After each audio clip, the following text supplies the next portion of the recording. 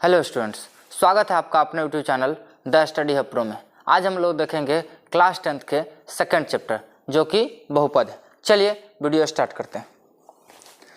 अगर आप चाहते हैं 10th का बेहतर तैयारी करें तो आप प्ले स्टोर से हमारा एप्लीकेशन इंस्टॉल कर सकते हैं जो कि अभी मात्र 99 रुपये में अवेलेबल है। चलिए वीडियो को देखते हैं। आज हम लोग कवर करेंगे इस वीडियो में इंट्रोडक्शन पार्ट। सबसे पहले जानेंगे कि आपका पोलिनोमियल क्या है। पोलिनोमियल क्या है, सबसे पहले हम लोग इसको समझेंगे। पोलिनोमियल क्या है तो कह सकते हैं कि भाई एक बीजीय व्यंजक है। अगर हम किसी बीजीय व्यंजक को एक चर राशि के घातों के रूप में व्यक्त करते हैं तो उसे हम क्या कहते हैं? पोलिनोमियल कहते हैं। ध्यान से समझिएगा पोलिनोमियल किसको कहा जाता है, क्योंकि एक नंबर में आपसे सबसे पहला क्वेश्चन पूछा जाने वाला क्वेश्चन है कि भाई निम्न में कौन सा बहुपद है। तो भाई बहुपद समझने के लिए हमें पहले बहुपद को बेसिक से समझना पड़ेगा। तो बहुपद किसको कहते हैं? तो भाई वैसी बीजीय व्यंजक जिसको एक चर राशि के घातों में व्यक्त किया जाता है उसको हम लोग क्या कहते हैं? बहुपद कहते हैं। देखिए वह कहा गया कि भाई बहुपद एक गणितीय व्यंजक है। क्या है? गणितीय व्यंजक है, चाहे कह सकते हैं बीजीय व्यंजक है। समझे, बीजीय व्यंजक होता है जिसमें चर और गुणनांक होते हैं। जिसमें हमारा क्या होता है? चर राशि होता है आपका, और एक क्या होता है? गुणनांक होता है। देखिए चर राशि क्या है तो एक्स वाई जेड आपका चर राशि है। अगर हम कहीं 3x² अगर लिखे तो यह आपका चर राशि आ जाएगा, 3 आपका गुणनांक आ जाएगा। और चर की घात हमेशा पूर्ण संख्या होती है। चर की घात कैसा होता है? पूर्ण संख्या होती है। तो हम समझ सकते हैं कि भाई बहुपद का घात कैसा होगा, तो बहुपद का घात आपका पूर्ण संख्या होती है। यही कहा गया कि भाई बहुपद किसको कहते हैं? तो वह बहुपद एक प्रकार का बीजीय व्यंजक है जिसमें चर राशि और गुणनांक के सहायता से उस बीजीय व्यंजक को बनाया जाता है। और उसका घात कैसा होता है? तो पूर्ण संख्या होता है। एग्जाम्पल के तौर पर दिया गया 4x³ + 2x²। यह आपका बहुपद है क्योंकि इसका घात आपका पूर्णांक है। तो भाई वही कहा गया कि भाई बहुपद किसको कहते हैं? तो भाई बहुपद एक प्रकार का वैसा बीजीय व्यंजक है जिसको एक चर राशि में व्यक्त करते हैं। यानी कि यह x है तो सभी बीजीय व्यंजक आपका x में प्रयोग होगा। अगर y लिए हैं तो सभी बीजीय व्यंजक y होगा। और इसका जो घात होगा, घात हमारा कैसा होगा? पूर्ण संख्या होगा। कैसा होगा? पूर्ण संख्या होगा। उम्मीद है आपको बहुपद अच्छे से समझ में आ गया होगा। यानी कि अगर आपसे कभी पूछे कि निम्न में कौन सा बहुपद है तो हम सिर्फ और सिर्फ क्या देखेंगे? तो भाई चर राशि का घात देखेंगे। अगर घात हमारा पूर्ण संख्या यानी कि 0 है, 1 है, 2 है, 3 है, 4 है, इस प्रकार का घात है तो कहेंगे बहुपद। पूर्ण संख्या नहीं है कहने का मतलब क्या हो जाएगा? तो माइनस में नहीं होना चाहिए, बटा में नहीं होना चाहिए। अगर ऐसा कोई घात है तो हमारा बहुपद नहीं कहलाएगा। उम्मीद है आपको यहाँ तक अच्छे से समझ में आएगा। चलिए नेक्स्ट है आपका पद। पद क्या है? तो भाई पद के आधार पर कहा कि बहुपद के प्रत्येक भाग को जोड़ा या घटाया जाता है उसे पद कहते हैं।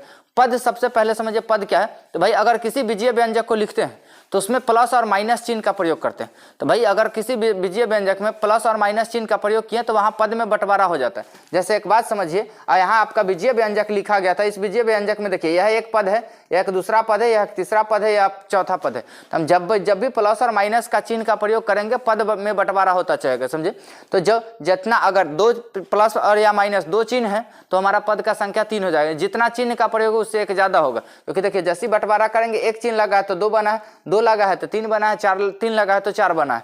हमसे पूछ सकता है पद क्या है? तो भाई पद आपका प्रत्येक भाग के जो जोड़ा या घटाया जाता है वह पद है। यानी कि पद में बंटवारा के लिए हम सिर्फ और सिर्फ जोड़ और घटाव का प्रयोग करते, गुना का प्रयोग नहीं करते। क्यों? जैसे समझिए यहाँ एग्जाम्पल 3x² गुने अगर आपका कहा जाएगा या 5x है तो आपको यह देखिए एक पद और इसको एक पद यानी 2 पद हम नहीं कह सकते। क्यों? तो यह मल्टीप्लाई हो जाएगा, 5 तिहाई 15 हो जाएगा। x² × x³ जो हमें 2 पद दिख रहा था वो केवल और केवल कितना पद है? एक पद है। तो यहाँ से समझिए कि भाई पद की बंटवारा के लिए हम लोग क्या करते हैं? प्लस और माइनस चिन्ह का प्रयोग करते हैं। अगर बीच में प्लस माइनस चिन्ह का है तो हम कह सकते हैं कि भाई यह इतना इतना पद है। अगर नहीं है तो वह पद में बंटवारा नहीं हो पाएगा। चलिए आगे देखते हैं। आगे कहा गया गुणनांक क्या है? तो गुणनांक आपका जो चर राशि के सामने वाला संख्या होता है वो गुणनांक होता है। जैसे एग्जांपल के तौर पे आप समझ सकते थे या 3x² + 5x - अगर 2 है तो इसमें गुणनांक क्या है? तो x² का गुणनांक की बात किया जाए तो 3 है। x² का गुणनांक बात किया जाता है कितना है? 3। अगर x का गुणनांक की बात किया जाता है कितना है? 5। और अचर पद का गुणनांक की बात किया जाता है कितना है? माइनस है। क्या है? -2 है। तो भाई गुणनांक किसको कहते हैं? तो भाई जो भी चर राशि है उसके सामने, चर राशि के जो सामने लिखा गया संख्या होता है वह क्या कहलाता है? गुणनांक कहलाता है। अब आगे देखते हैं आपका अचर पद क्या है। तो जो संख्या में चर राशि का प्रयोग नहीं हुआ है यानी जो बिना चर राशि का है उस संख्या को हम लोग क्या कहते हैं? अचर पद कहते हैं। वही कहा गया कि भाई वह संख्या जो बिना चर के आती है वह क्या कहलाती है, अचर कहलाती है। तो यहाँ से देखिए यह एक्स स्क्वायर के गुणनांक वाली संख्या है, यह आपका एक्स के गुणनांक वाली संख्या है, यह आपका क्या है, अचर पद है। इसी पद को हम लोग क्या कहते हैं, अचर पद कहते हैं। क्या कहते हैं, अचर पद। उम्मीद है यहाँ तक आपको समझ में आ रही हो। चलिए नेक्स्ट टॉपिक है आपका बहुपद की घात। हम समझते हैं बहुपद की घात के किसको कहते हैं। तो अगर किसी बहुपद का घात हमें देखनी कि भाई बहुपद की घात कितना है, तो भाई उस बहुपद में चेक करते हैं कि भाई बहुपद की सबसे अधिकतम घात कितना है। जितना घात होगा वो हमारा बहुपद के घात का लगेगा। एग्जाम्पल के तौर पर आप समझिए, अगर एक बहुपद हम दिए हैं 3x के square minus 5x plus 7x के क्यूब माइनस 6x के पावर 7, हमें दिया गया एक बहुपद। इस बहुपद का पूछा गया कि घात कितना है। तो भाई इस बहुपद की घात के लिए हम लोग क्या करेंगे, अगर हमें इस बहुपद का घात निकालना हो तो भाई हम देखते हैं कि भाई दिए गए बहुपद में सबसे ज्यादा घात किसकी है। तो जो सबसे ज्यादा घात होती है वही बहुपद की घात कहलाती है। तो भाई इसमें सबसे ज्यादा घात 7 है, यानी कि पूरा बहुपद का घात कितना हो जाएगा, 7 हो जाएगा। तो वही कहा गया बहुपद की घात क्या है, तो चर की उच्चतम घात की बहुपद की घात कहते हैं। यानी चर राशि का जो सबसे उच्चतम यानी सबसे ज्यादा घात होगा वह घात क्या कहलाएगा, बहुपद की घात कहलाएगा। चलिए नेक्स्ट टॉपिक आपका है बहुपद का वर्गीकरण। यानी कि बहुपद का वर्गीकरण क्या है, तो कहा है बहुपद का वर्गीकरण बहुपद के वर्गीकरण का मुख्य 2 आधार पर वर्गीकृत किया जाता है। यानी बहुपद को अगर हम बांटे तो भाई 2 आधार पर बांट सकते हैं। एक आपका पद के आधार पर बंटवारा होता है, एक आपका घात के आधार पर बंटवारा होता है, समझे। तो बहुपद को मुख्यतः 2 आधार पर बंटवारा किया जाता है, एक हमारा टर्म के बेसिस पे, एक हमारा पावर के बेसिस पे। तो भाई सबसे पहला टर्म देख रहे हैं हम, टर्म के बेस पे बहुपद का बंटवारा है, यानी कि पद के आधार पर हम बहुपद को बांटे हैं। तो सबसे पहला पद के आधार पर बहुपद बंटाता है एक पदी बहुपद। क्या है, एक पदी बहुपद। दूसरा आपका होता है द्विपदी बहुपद, तीसरा आपका होता है 3 पदी बहुपद। इसको समझिए, एक पदी बहुपद, द्विपदी बहुपद, त्रिपदी बहुपद है क्या। देखिए वैसा बहुपद जिसमें पदों की संख्या केवल और केवल एक हो वह क्या कहलाती है, एक पदी। और अभी हम देखें पद किसको कहते हैं, तो भाई प्लस और माइनस चिन्ह के साथ अगर किसी बहुपद को लिखा गया तो वह हमारा टर्म में अंतर दिखाता है कि यह एक पद है, यह 2 पद है, 3 पद है। अगर कोई चिन्ह नहीं लगा है तो बहुपद एक पद का होता है। वही कहा गया कि भाई एक पदी का बहुपद किसको कहते हैं, तो वैसा बहुपद जो केवल एक पद का हो उसको क्या कहते हैं, एक पदी। यानी कि उसमें कोई चिन्ह न हो, केवल एक हो, वह क्या कहलाता है, एक पदी। अब आगे है द्विपदी बहुपद। द्विपदी बहुपद किसको कहेंगे, तो भाई वैसा बहुपद जिसमें पदों की संख्या 2 होती है वह बहुपद द्विपदी बहुपद कहलाती है। उसके बाद है आपका त्रिपदी बहुपद। त्रिपदी बहुपद किसको कहेंगे, तो भाई वैसा बहुपद जिसमें पदों की संख्या 3 हो वह त्रिपदी कहलाती है। तो यहाँ देखिए वही कहा गया यह एक पदी बहुपद है जो आपका इंग्लिश में मोनोमियल कहलाता है। तो भाई एक पदी बहुपद किसको कहते थे, जिसमें पदों की संख्या कितना हो, एक हो, वह एक पदी बहुपद है। जैसे कि एग्जाम्पल के तौर पर आपका 5x यह एक पद है, यहाँ 7y के स्क्वायर माइनस में है एक पद है, यहाँ 8 एक पद है। तो एक यहाँ सभी में कॉमा लगा हुआ है, तो यह एक पद है, यह एक पद है, यह एक पद है। तो आपका यह क्या कहलाएगा, एक पदी बहुपद।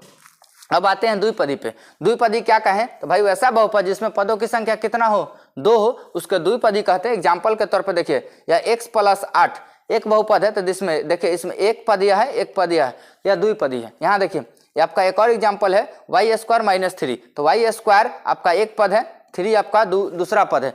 तो वैसी बहुपद जिसका 2 पद हो उसको हम लोग द्विपदी कहते हैं। तीसरा एग्जाम्पल में 4t का क्यूब आपका एक पद है, दूसरा 5t है।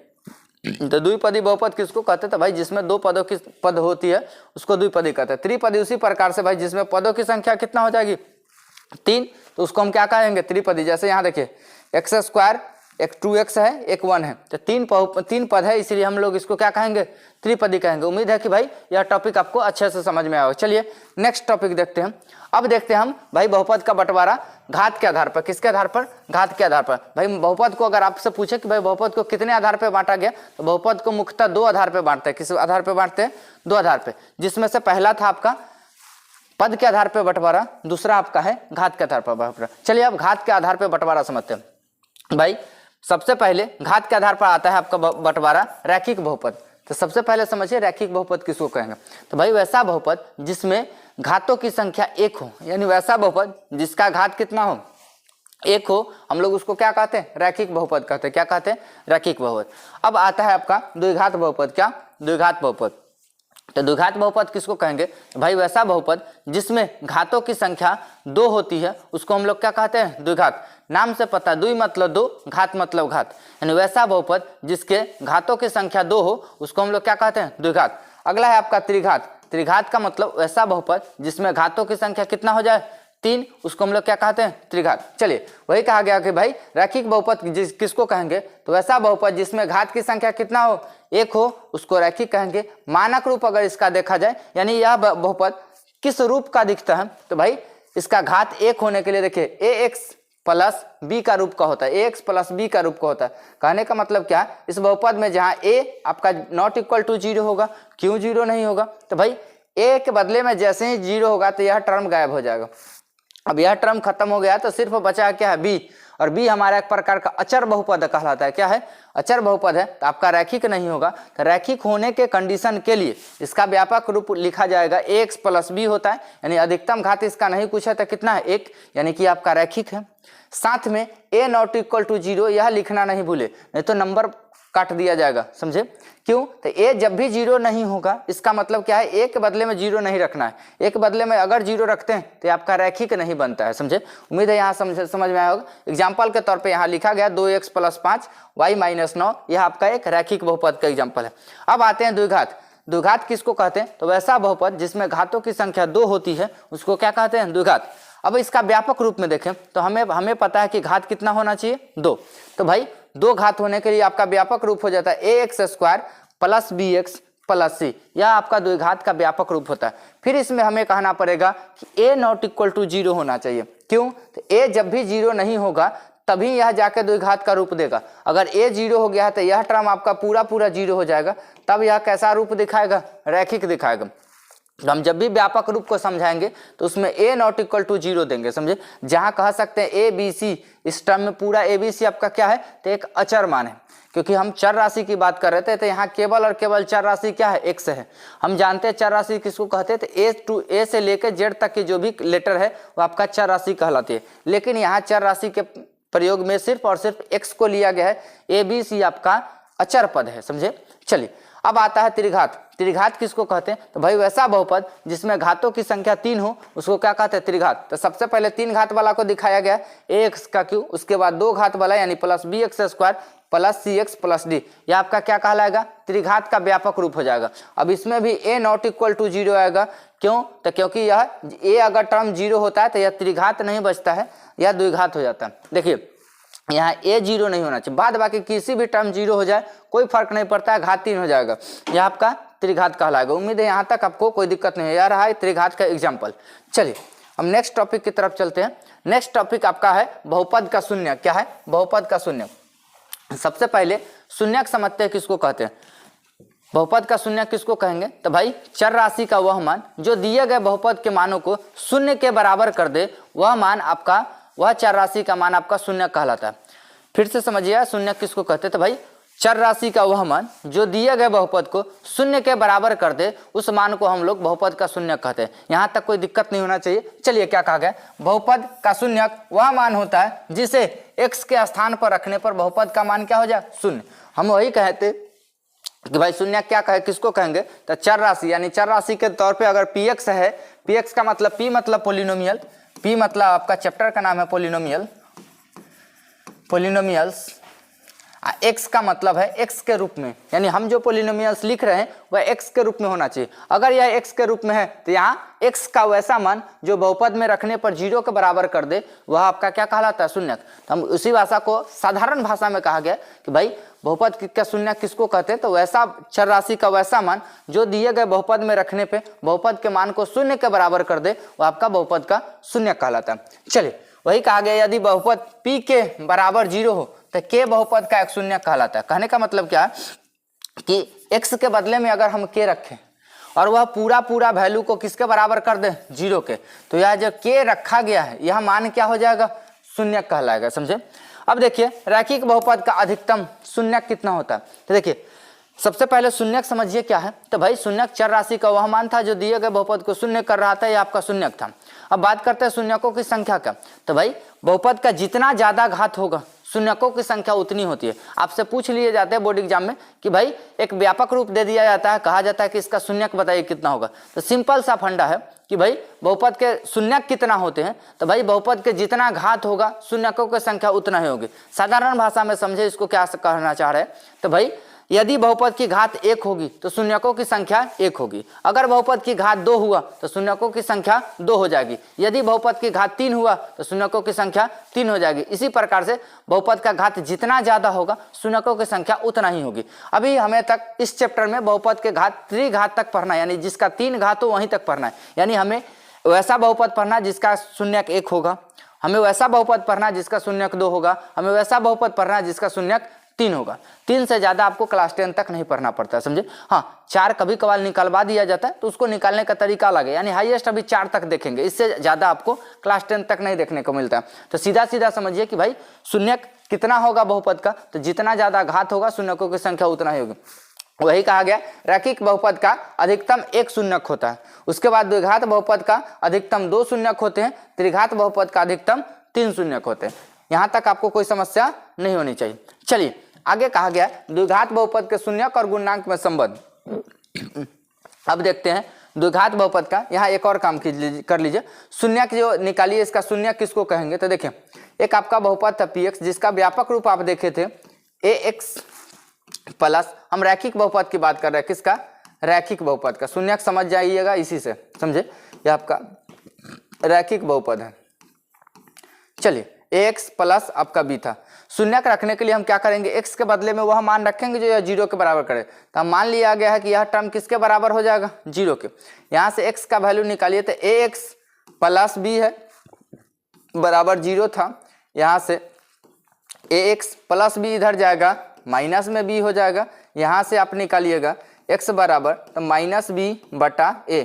अगर आप रैखिक की बात कर रहे हैं कि रैखिक का शून्यक क्या होगा, तो रैखिक का शून्यक यही होगा। एग्जाम्पल के तौर पे आप समझ सकते हैं कि अगर कोई रैखिक देशिक के आपसे शून्यक निकलवाए तो देखिए 3x प्लस अगर 5 की बात किया जाए, इसका शून्यक क्या होगा, तो यहाँ बराबर 0 रखेंगे, यहाँ से यह निकलेगा 3x बराबर -5 के, यहाँ से x बराबर -5 बटा 3, यानी कि यह 5 बटा 3 -5 बटा 3 क्या कहलाएगा, शून्यक कहलाएगा। क्या कहलाएगा, शून्यक कहलाएगा। यहाँ तक उम्मीद है कि आपको कोई समस्या नहीं होनी चाहिए, क्योंकि यह 5 बटा 3 बहुपद में रखिए 0 कर देगा। देखिए यहाँ रखिए 3 से 3 कट जाएगा, ये आपका -5 बना है, ये आपका +5 बना है, जोड़ने पे क्या आ जाएगा 0। तो यह मान आपका क्या कहलाएगा, शून्य कहलाएगा। उम्मीद है कि आपको यहाँ तक कोई समस्या नहीं होनी चाहिए। चलिए नेक्स्ट स्लाइड देखते हैं। नेक्स्ट कहा गया कि भाई द्विघात बहुपद के शून्यक और गुणांक के बीच संबंध। शून्यक और गुणांक के बीच संबंध क्या क्या होता है, तो भाई शून्यक और गुणांक के बीच संबंध अगर देखा जाए तो भाई शून्यक और गुणांक के बीच द्विघात के लिए अलग आता है, त्रिघात के लिए अलग आता है। देखिए वही कहा गया द्विघात बहुपद का मानक रूप की बात किया जाए तो यह आपका क्या है, मानक रूप है जहाँ a ≠ 0। गुणांक की बात किया जाए, देखिए शून्यक का संबंध देखने के लिए बहुपद हमें देखना क्या है, शून्यक और गुणांक। तो सबसे पहले शून्यक को समझिए, उसके बाद गुणांक को समझिए, तब जाकर संबंध देखेंगे। तो कहा गया पहले बहुपद द्विघात बहुपद का व्यापक रूप इस रूप में होता है, और गुणांक किसको कहते हैं, तो यहाँ इस रूप का x² के पहले जो टर्म लिखा गया है यह एक गुणांक है, x के पहले यहाँ जो टर्म लिखा गया है दूसरा गुणांक है, अचर पद आपका तीसरा गुणांक है। तो गुणांक आपका a b c एक वास्तविक संख्या है या कोई भी वास्तविक संख्या हो सकता है। शून्यक कहा गया इसके अधिकतम 2 शून्यक होते हैं। मान लीजिए कि इसका शून्यक एक अल्फा है और दूसरा शून्यक बीटा है।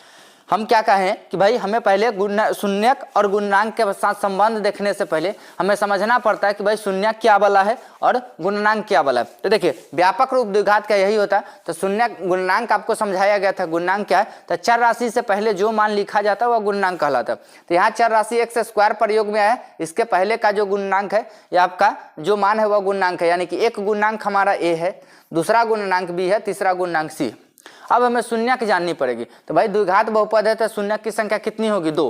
तो मान लिया गया है कि बहुपद का शून्यक कितने शून्यक कितना है, तो एक शून्यक हमारा अल्फा है और दूसरा शून्यक बीटा है। तब हम देखेंगे शून्यक के साथ संबंध। तो शून्यक के साथ संबंध, यह हमारा शून्यक अब अल्फा हो गया, दूसरा अब बीटा हो गया। तीसरा गुणांक की बात किया जाए तो गुणांक आपका a b c हो गया। अब संबंध देखेंगे तो शून्यकों का संबंध क्या होता है, तो एक शून्यकों का योग के साथ संबंध चलता है, एक आपका शून्यकों के गुणनफल के साथ संबंध चलता है। जहां शून्यकों का योग बराबर होता है, यानी कि अल्फा प्लस बीटा बराबर होता है -b/a के, किसके, -b/a के। थोड़ा संभल के देखिए, इसको थोड़ा विशेष देखने की जरूरत है क्योंकि यहाँ से एक ऑब्जेक्टिव आपको घुमा के दिया जाएगा, समझे।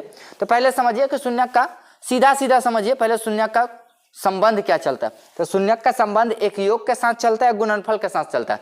शून्यकों का योग को हम लोग कहते हैं, एक शून्यक हमारा अल्फा था, दूसरा शून्यक बीटा था, तो हमारा शून्यकों का योग कितना बना? अल्फा प्लस बीटा बना। अल्फा प्लस बीटा बराबर होता है -b/a। उम्मीद है कि यहाँ तक आपको कोई समस्या नहीं होगी। चलिए दूसरा संबंध देखते हैं, शून्यकों का गुणनफल। एक शून्यक हमारा अल्फा था, दूसरा बीटा था, गुणनफल की बात किया जाए तो अल्फा इंटू बीटा बराबर होगा आपका c/a के। किसके?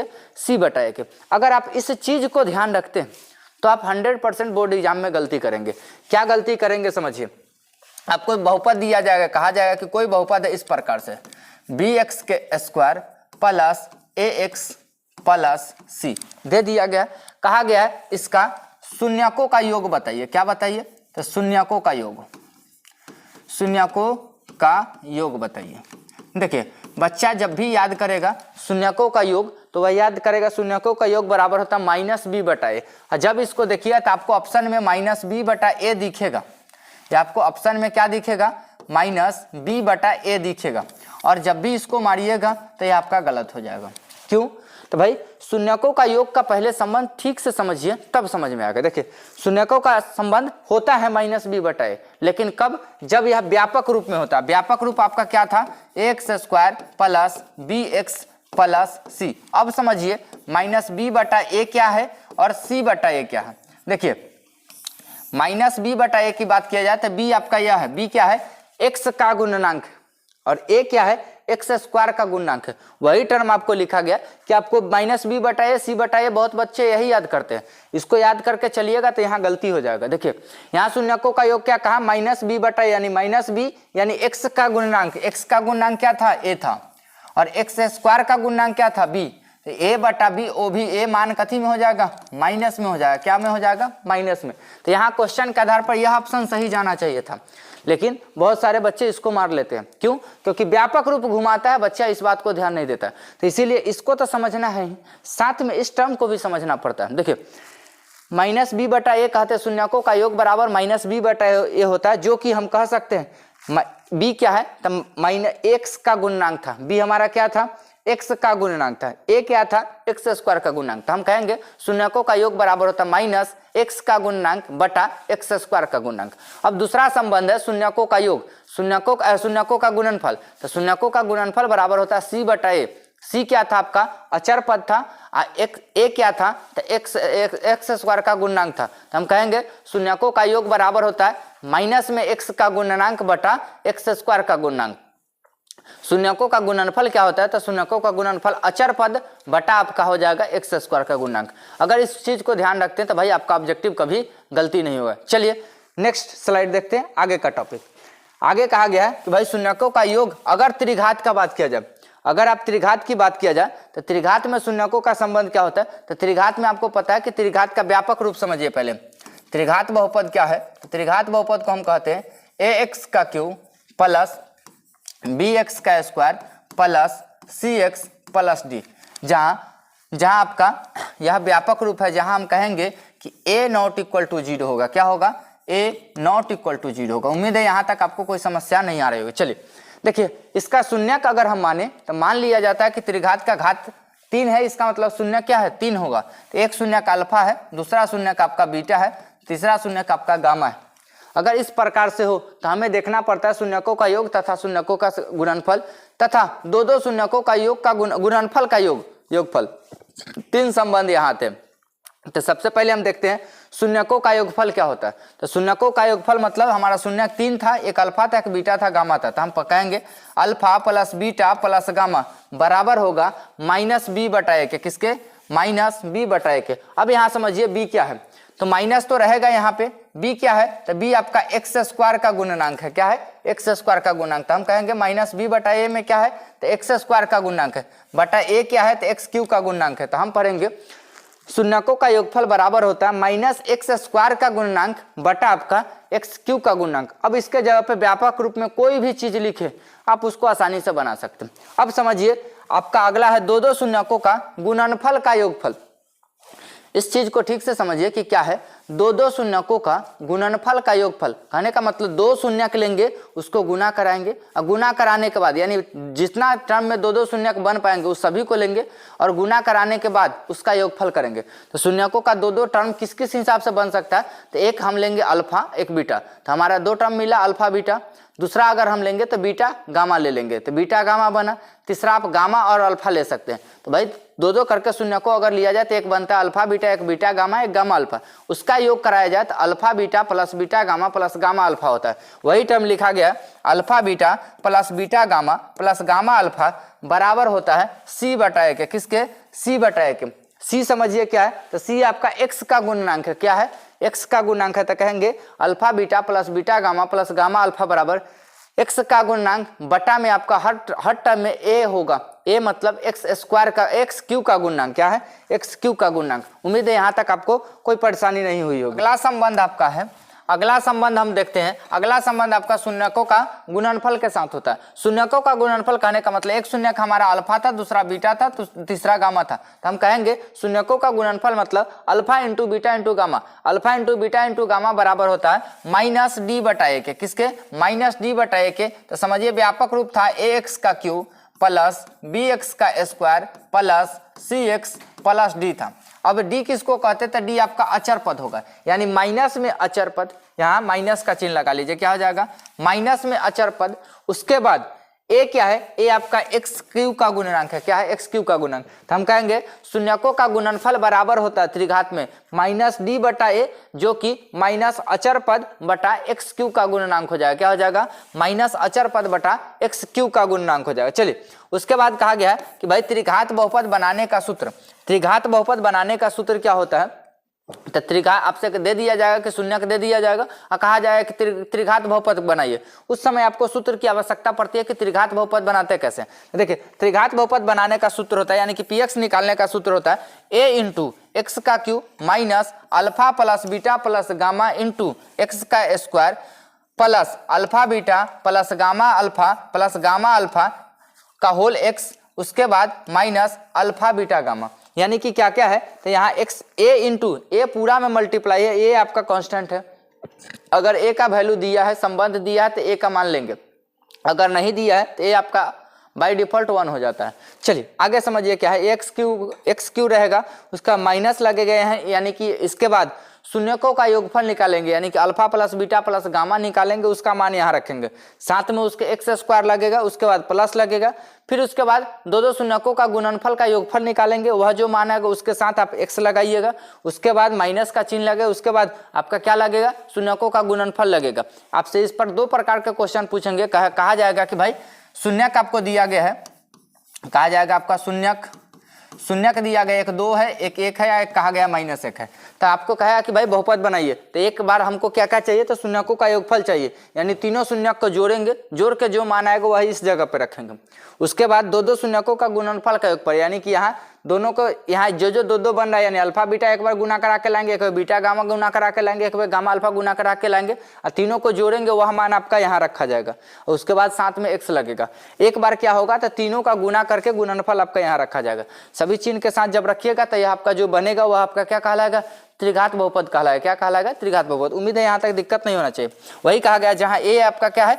एक अशून्य अचर है। क्या है? ए आपका क्या है? अशून्य अचर है, यानी ए आपका अचर मान है, शून्य नहीं होना चाहिए। क्या है? शून्य नहीं होना चाहिए। इसके जगह पे अगर आपका संबंध दिया गया है तो हम संबंध लेते हैं, उससे ए का वैल्यू निकालते हैं, तब आगे रखते हैं। अगर संबंध नहीं दिया गया तो हम क्या करेंगे? ए बाय डिफॉल्ट 1 लेंगे, तो ए के बदले में 1 होगा, तो यहाँ गुना होने पर कोई फर्क नहीं पड़ेगा, जो बहुपद आपका बना है वही बहुपद रह जाएगा। चलिए आगे देखते हैं। आगे आपका द्विघात बहुपद के शून्यकों का ज्यामितीय अर्थ।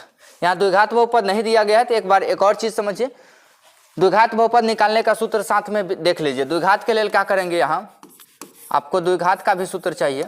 द्विघात के लिए हम क्या करेंगे? तो द्विघात का सूत्र आपका आ जाएगा ए इंटू एक्स स्क्वायर माइनस आपका alpha plus beta into x plus alpha beta. क्या आ जाएगा? प्लस अल्फा बीटा आ जाएगा।